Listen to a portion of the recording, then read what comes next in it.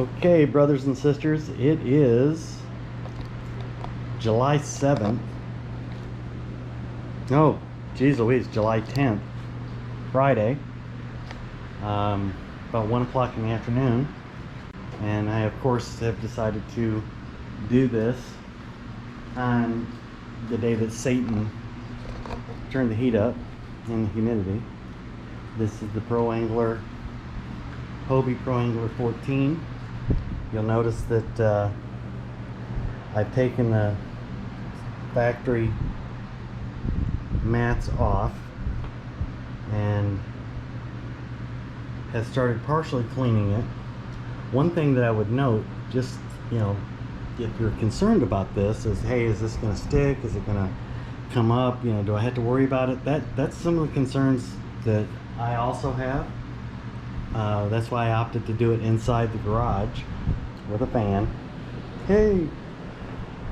So I could take my time and not be rushed and make poor choices on placement, and no corners cut, no shortcuts.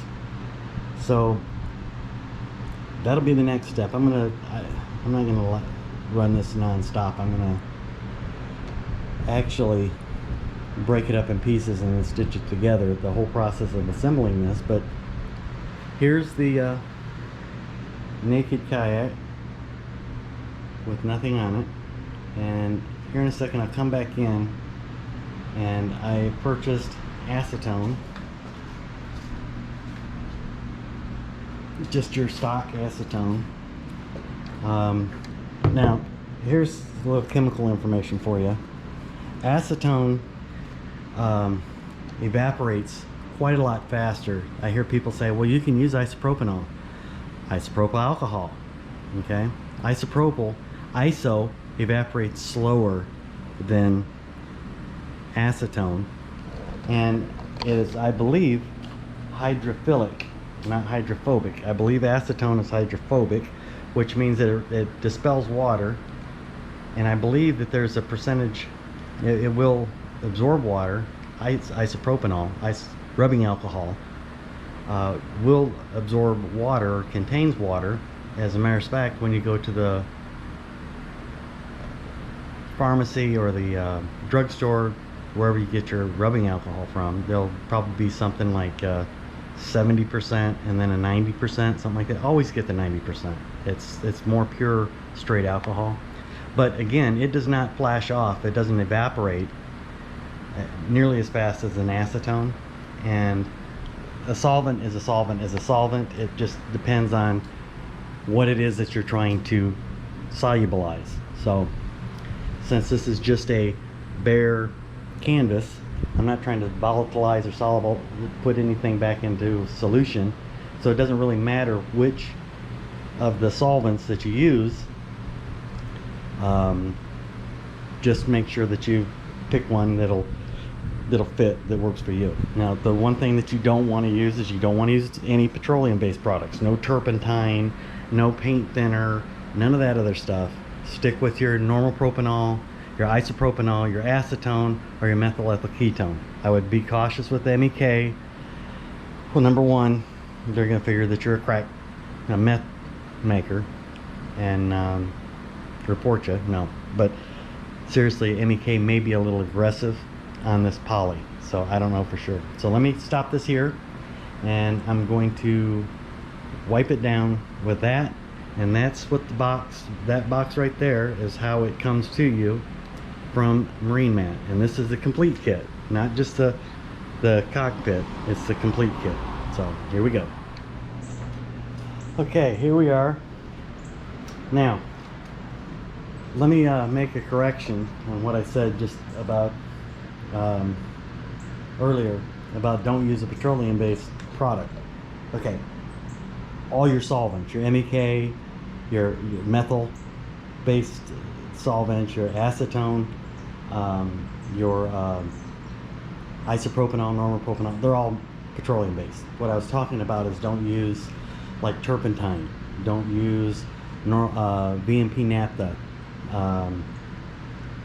That's basically the exact same thing that's used in lighter fluid. So anything that would leave a oily residue, don't use that to clean with. Use like your standards, your isopropanol that you can get from the store, your acetone, also from a store. I believe you can get normal propanol from a store. And here's like what I was talking about. This is isopropyl rubbing alcohol, also known as isopropanol, and it's 70%. Really what you want is the 90% because it's got less water in it. And that right there should tell you something. Isopropyl is hydrophilic, meaning that it likes water. It will absorb water. It'll tolerate water. If it was a hydrophobic type of solvent, it would repel it. It would separate. It would crawl away from it. So, that being said, just don't use any crazy solvent other than acetone and isopropanol. Okay? So, now, as I was doing this, I peeled up my stock ones, my stock pads that go where these tape marks are. Now, these tape marks are joints from the molding process to kind of level it out so that stuff doesn't, I believe that's probably where they force air into the mold. Not sure, but anyways, that tape stays. Do not take that off. The other thing is don't be upset if you look at your kayak and you see some flaws. Okay, there's going to be flaws. It's not perfect. One of the things that surprised me is when I pulled up the factory pad, is if you see right there, see the gravel and stuff? That's from one of the foot pads. That means it wasn't really applied the best. So even people with Hobie's name in the industry, sometimes, you know, they're not on the ball 100% either. So if you decide that you're not going to do something like this, take the time before you get a whole bunch of that crap in there and make sure that your stuff is pressed down and even, or eventually that's what causes these things to wear out. Now at some point I may decide, if somebody's watching this and decides that they want a complete set untorn, completely intact, I'll probably be putting the backing from the replacements on them so that the adhesive is still good. And here's another solvent pro tip. If you take a little normal propyl alcohol or isopropanol, do not use acetone. You can wipe that off and it'll actually reactivate the solvent. Okay, and then if that doesn't give it to your satisfaction, you can actually hit it with a heat gun, and that probably will help too. But there's all four of them, the factory pads. There's a fourth one over there. I'm considering maybe keeping them in case I decide to ever return this to factory or not. Anyways, blah blah blah. 2 wipe downs. The first one to get the crap off, the second one to make sure. Okay, then you go to the actually unboxing. It comes to you in a box. It's not a very big box. Okay, but that is how it comes to you from Marine Mat. And you just have to take it out now and start jigsaw puzzling where all these pieces go. Now, the way I'm going to do this is I was going to be all anal retentive and lay it out and mark it and make sure and measure it and mark it and lay it out, because believe it or not, these things ain't perfect either, and you're not going to be real happy if you do it that way. Hold on. Okay, so what I was going to do is like individually, you know, and then lay it all out. See, if you look at this right here, it's not perfectly centered. And it doesn't perfectly lay up everywhere it's supposed to. See, it's a little bit high here to be perfect there, back and forth, you know, and then it's got to go. It looks like it's okay in the center, but look at the top. So you got to come over here.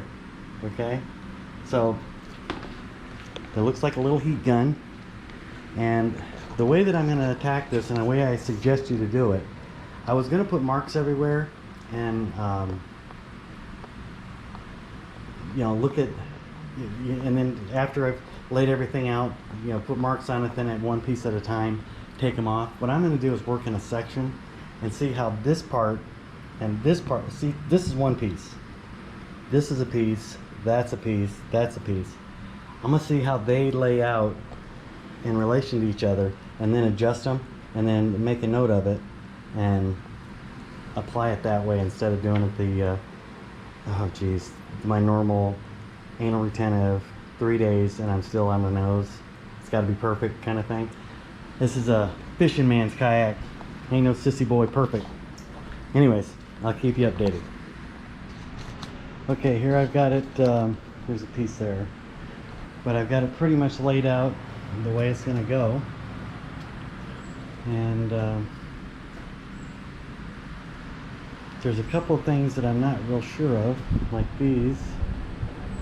I don't know for sure where these two go. So for right now, they're going to go right there. I've got a round disc that covers up the Hobie logo that I'm not going to be putting there. And then I've got replacement pads for the pedals over there. And it looks like they gave me 2 different options for that lid. I don't know which one I'm going to use. So that's where we're at right now. Okay, I'll get it started and bring you back in. Okay, it's taken about 45 minutes to do the initial peel and stick.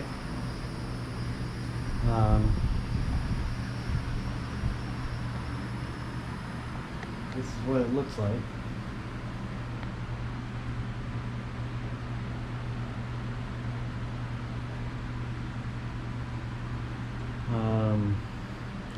I didn't do the route of the anal retentive, oh my god, oh my god, oh my god, it's got to be perfect.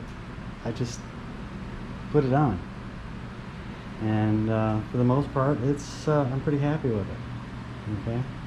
I would caution you that when you get these 2-piece double layer, and then there's this reveal, that this is very thin, and this is a very aggressive adhesive. I don't know which one they're using, but it's a good one. And there's a couple places where it actually caught my finger while I was, like right here.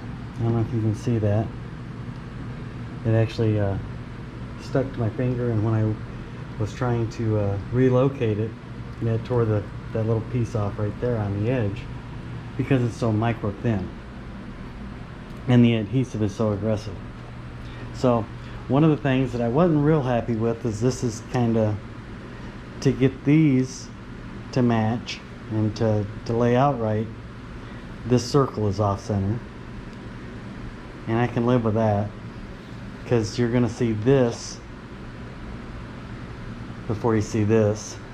And it came with a circle right here that was in there, and I was like, I don't know what the hell that's for. Come to find out, it's a cup holder. It goes in the bottom of your cup holder,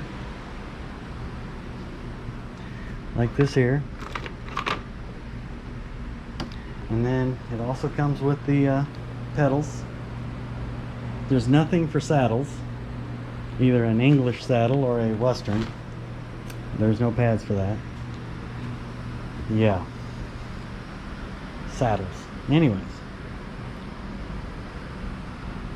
then these 2 cutouts here I put here and there, and I'm going to use those for hooks when I take a lure or whatever off, and I just want it to be just kind of somewhere I can just hook it real quick.